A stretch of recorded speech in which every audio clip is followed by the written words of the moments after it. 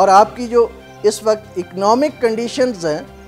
وہ انتہائی بری طرح ہیں، یعنی آپ یہ سمجھیں کہ بالکل ہم دیوالیہ پن عملاً جو ہے وہ دیوالیہ ہو چکا ہے،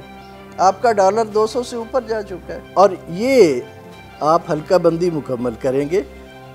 اس کے بعد جو ہے آپ کوئی سسٹم دیں گے کہ جی کس سسٹم کے تحت الیکشن ہونا ہے، مشینیں استعمال کرنی ہیں یا پرانے مینول سسٹم پہ جانا ہے، یہ ڈیسائیڈ ہوگا۔ یہ کس طرح ڈیسائیڈ ہونا ہے، اب اسی اسمبلی نے کرنا ہے یا سپریم کورٹ نے کرنا ہے، یہ بھی فیصلہ ہوگا کہ کیا آپ کی اسمبلی یہی اسمبلی کرے گی، اور اگر اس کو آپ نہیں کرنے دیتے، کہتے ہیں کہ جی اس کو توڑ دیں، تو پھر کون کرے گا؟ پھر آپ کے ممبر۔ اور ایک بات بڑی امپورٹنٹ ہے، حلقہ بندی جو ہے یہ آئین کے آرٹیکل 51 کے تحت، یعنی وہاں سے ہم چلتے ہیں، اور پھر الیکشن ایکٹ اس کی سیکشن 19 اس کو ملا کے ہم پڑھیں۔ اس میں یہ کہا گیا ہے کہ ہر صوبہ جو ہے اس کو آئین میں جو نیشنل اسمبلی کی نشستیں ہیں وہ الاٹ کی جاتی ہے، ایلوکیٹ کی جاتی ہے on the basis of the population, آبادی کی بنیاد پر، اور آئین میں ہی یہ لکھا ہوا ہے کہ یہ سیٹیں جو ہیں یہ صوبے کو الاٹ کی گئی ہے، اور جب صوبے کو الاٹ کی جاتی ہے تو پھر صوبے کی آبادی کی بنیاد پر اس کا کوٹا نکالا جاتا ہے کہ کتنی آبادی پہ ایک حلقہ جو ہے وہ ہوگا۔ اس وقت اگر ہم دیکھیں تو پنجاب کی آبادی جو ہے وہ 109,989,655 اور اس حساب سے 7,80,068 کی پاپولیشن جو ہے وہ پر کانسٹیچوئنسی بنتی ہے، اور آئین اور قانون کے مطابق صوبے میں ایک کانسٹیچوئنسی اور کا دوسری کانسٹیچوئنسی سے میکسیمم اور منیمم جو فرق ہے وہ 10% ہونا چاہیے، یعنی 10% پاپولیشن، جو 10% کا مطلب ہے 78,000، یعنی دو حلقوں میں آبادی کا جو زیادہ سے زیادہ فرق ہے وہ 78,000 ہو سکتا ہے، اس سے زیادہ نہیں ہو سکتا۔ لیکن یہاں پہ آپ دیکھیں حافظ آباد کا حلقہ 11.5 لاکھ کی آبادی پر ہے، خوشاب کا حلقہ 6 لاکھ کی آبادی پہ ہے، تو فرق جو ہے وہ 5.5 لاکھ کا ہے۔ تو ویئر از ایکول پاپولیشن؟ آپ کے حلقہ بندی ہی غلط ہے، اور یہ یونیورسل ایکسیپٹڈ ہے کہ آپ کا جو ووٹ کی ویلیو ہے وہ برابر ہو۔ جب ہم ایکول پاپولیشن کی بات کرتے ہیں تو وہ اس لیے کرتے ہیں کہ جو آپ کا ووٹ ہے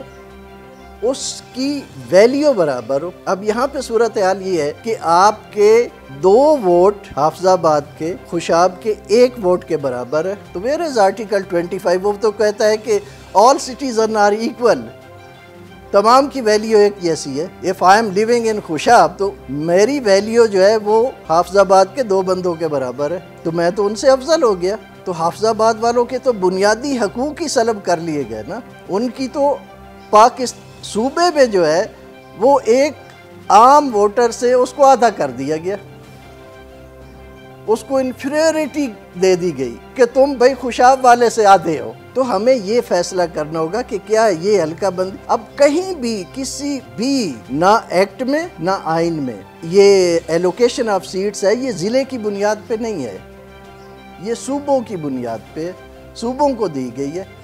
اور صوبے میں ایک سیٹ اور دوسری سیٹ کے درمیان میکسیمم 78,000 کا ڈیفرنس ہو سکتا ہے۔ اس سے اگر تھوڑا بہت اوپر نیچے ہے تو اس کی اسپیسیفک ریزنز الیکشن کمیشن کو اپنے ڈیلیمیٹیشن آرڈر میں ریکارڈ کرنا پڑیں گی، لیکن یہاں پہ کیا ہے؟ نہیں ہے۔ یہ وہ چیزیں ہیں جن پہ ہمیں جانا ہے۔ اگر ہم آئین کو فالو نہیں کرتے، اگر ہم الیکشن ایکٹ کو فالو نہیں کرتے اور ہم کہتے ہیں الیکشن کروا دیں، تو اس کو فالو کیے بغیر بنیادی بیسک پرنسپلز کو اگنور کر کے جو الیکشن ہوں گے ان کو میں تو الیکشن نہیں کہہ سکتا، اور اس کے نتیجے میں جو ریزلٹس آئیں گے وہ لیجٹیمیٹ ریزلٹس نہیں ہو سکتے، اور جو لیجٹیمیٹ ریزلٹس نہیں ہوتے وہ لیجٹیمیٹ پارلیمنٹ جو ہے وہ تشکیل نہیں دیتے، اور جب آپ کی پارلیمنٹ لیجٹیمیٹ نہیں ہوتی تو پھر دنیا آپ پہ اعتبار نہیں کرتی، آپ کا روپیہ گرتا جائے گا، آپ کو IMF، ورلڈ بینک، باقی دنیا کے جتنے بھی ڈیموکریٹک کنٹریز ہیں وہ آپ کو ڈیجورے حکمران ہی نہیں مانیں گے نا۔ آپ تو ایک سب کچھ روند کے آپ آئے ہیں، یا تو آپ فیصلہ کر لیں کہ جی کنگ شپ ہے۔ جب آپ کا نظام کنگ شپ، آپ دیکھیں نا خلیجی ممالک میں یا اور جہاں ممالک جہاں پہ کنگ شپ ہے تو وہ مانتے ہیں کہ ٹھیک ہے یہ ایک نظام ہے، اس نظام کے تحت وہ چل رہے ہیں۔ اگر سنگل پارٹی کوئی سسٹم ہے تو وہ اس کو مان رہے ہیں، اس کے مطابق چل رہے ہیں، ان کی کریڈیبلٹی اسٹیبلش ہے۔ اگر آپ جمہوریت کہتے ہیں تو جمہوریت کے میں آپ کو کریڈیبلٹی اسٹیبلش کرنی ہوگی کہ جی آپ کا جو حکمران ہے وہ لیجٹیمیٹ ہے، وہ in accordance with the law, in accordance with the constitution of the country. جو الیکٹورل پروسیس ہے وہ سارا کمپلیٹ ہوا ہے اور اس کے نتائج جو ہیں وہ لیجٹیمیٹ ہے، ایکسیپٹیبل ٹو آل ہے، ہارنے والے کو یا نہیں ہوتے، لیکن قانون کے مطابق ہونے چاہیے۔ الیکشن کمیشن آف پاکستان کے پاس وہ اختیارات موجود ہیں جو ہائی کورٹ اور سپریم کورٹ کے پاس موجود ہیں، اس کو ہم کہتے ہیں انہیرنٹ جیورسڈکشن۔ جیسے آرٹیکل 199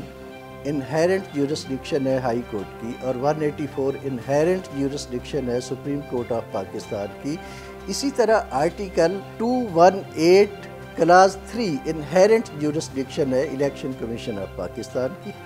جس میں کہا گیا ہے کہ الیکشن کمیشن جو ہے وہ الیکشن کنڈکٹ کرے گا، آرگنائز کرے گا in accordance with law, transparently, impartially and in accordance with law۔ یہ اس کی inherent jurisdiction ہے۔ تو سپریم کورٹ اس کو یہ نہیں کہہ سکتی کہ آپ اس کانسٹیٹیوشن کے آرٹیکل کو چھوڑیں، وہ کریں جو میں کہہ رہا ہوں۔ وہ انکار کر سکتا ہے، وہ کانسٹیٹیوشنل باڈی ہے، اس کو دبایا نہیں جا سکتا، اور وہ پابند ہے آئین پاکستان کا۔ سپریم کورٹ الیکشن کمیشن کے ایکشنز جو ہیں اگر وہ انکانسٹیٹیوشنل ہے، انلیگل ہے، تو ان پہ ایکشن لے سکتی ہے، لیکن الیکشن کمیشن کو یہ نہیں کہہ سکتی کہ آپ کانسٹیٹیوشن کو چھوڑ دیں، کیونکہ الیکشن کمیشن پابند ہے کانسٹیٹیوشن کو فالو کرنے کا۔ الیکشن کمیشن نے کیوں کہا کہ we are not prepared before the supreme court of Pakistan because we have to do these things, this and that in accordance with constitution۔ Article 51 کو ہم نے فالو کرنا ہے، ہم نے حلقہ بندی کرنی ہے، اور اگر 90 دن لکھے ہوئے ہیں، سپریم کورٹ کہے جی 40 دن میں کروا دیں، تو الیکشن کمیشن کہے گا جی ٹھیک ہے۔ Election commission is not a subordinate institution, election commission is a constitutional institution, اور الیکشن کمیشن بھی وہ حلف لیتا ہے کہ وہ اس آئین کی پاسداری کرے گا۔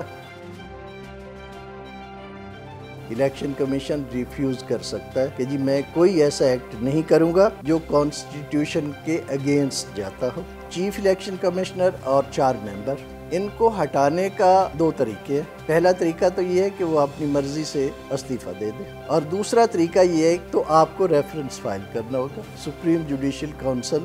کے ذریعے۔